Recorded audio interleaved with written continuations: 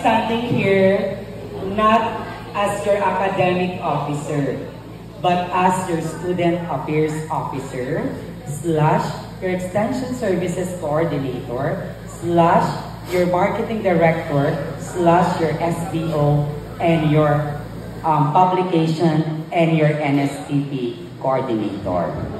And I am so grateful because this afternoon I am with my former professor and my colleagues now in the Academia ng SICUS at Colleges, none other than Dr. Norma Maria P. Rutas. Alam ko naman po natin.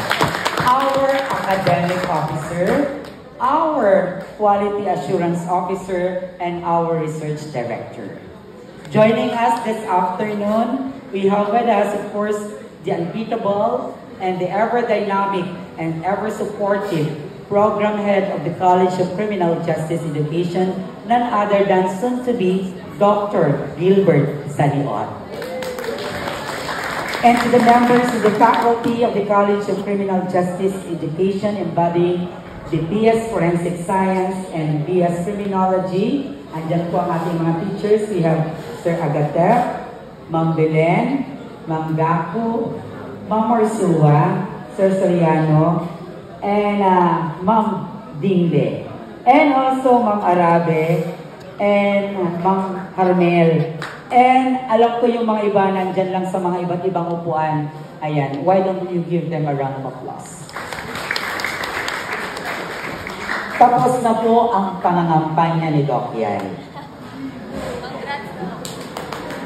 Salamat po, una sa lahat. Gusto kong kunin itong pagkakataon na to. Hindi ako nakapagpasalamat kahapon sa College of Business Administration at College of Hospitality Management ng personal na magpasalamat. Salamat sa inyong suporta, sa inyong dasal, sa inyong pag-likes at pag-share at pag-comment sa aking mga uploaded videos sa 45 days na ako'y nangampanya.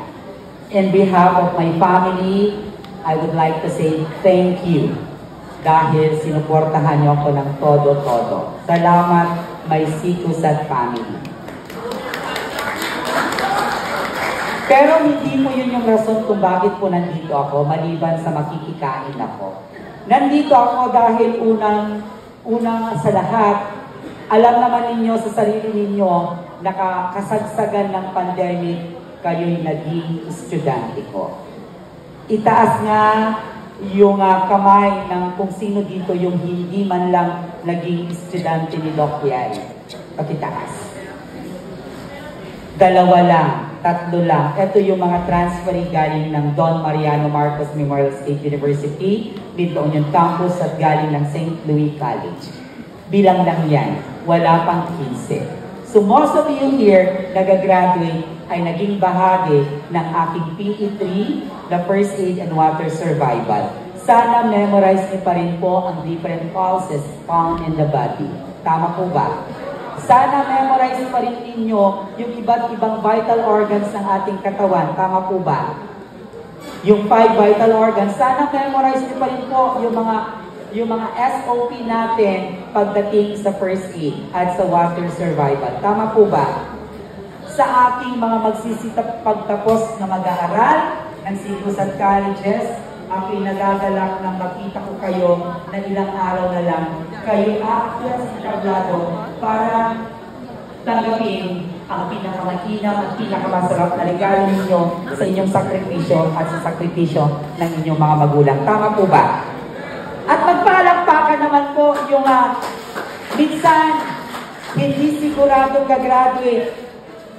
Minsan sa buhay niya, kinailangan po niya ang opisina ng Student Affairs Office para lamang ihabol ang kanyang pangalan na mailista bilang graduating students. Pumalakpak naman. Pumalakpak naman po dito sa mga mag-aaral yung natulungan ng aking opisina kahit papano. Ayan. Diba, ang sarap naman din i-gather yung fruits ng inyong pagod because you are able now to meet, of course, yung pinaka-aantay yung araw. Sino sa inyo yung ayaw pang graduate? Ha? Sino dito yung papasa sa board exam? It's raining license! Wow, active na active. Binusa agad ni Labsan. Sabi niya agad, siliksik para hindi makawala. Diba? Well, anyway, to my beloved former students, now graduates, I still remember the days when we navigated lessons through screens, battling unstable internet, silent black boxes, and the heavy silence of distance. Yet, through it all, you showed up, you pushed through, and you persevered. You were in your second year when the world stood still. When many lost hope, you held on. When the classroom became a virtual space, you kept learning, questioning, and striving. I witnessed your strength not just as students of criminology or forensic science, but as warriors of resilience, determined to rise no matter the odds. Now, as you wear your togas and receive your diplomas few days from now, I want you to know how proud I am. You are no longer the students I was once guided online or even partly face-to-face. You are now professionals ready to take on the world with eyes set on justice, truth, and service. This milestone isn't just about academic achievement. It's about journey. It's about your journey, the long nights, the self-doubt, the moments you wanted to give up but choose to continue. That is what makes this victory even more meaningful.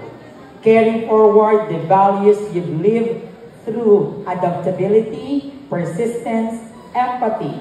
The world you're stepping into needs not just minds that are sharp, but hearts that are strong and compassionate. Tonight, we gathered not just to celebrate the closing of a chapter, but to honor the fire that has burned so brightly within each of you. The fire that defines Class Masiklab. You are more than just graduates. You are the flame bearers of justice, courage, and service in a world that needs light more than ever.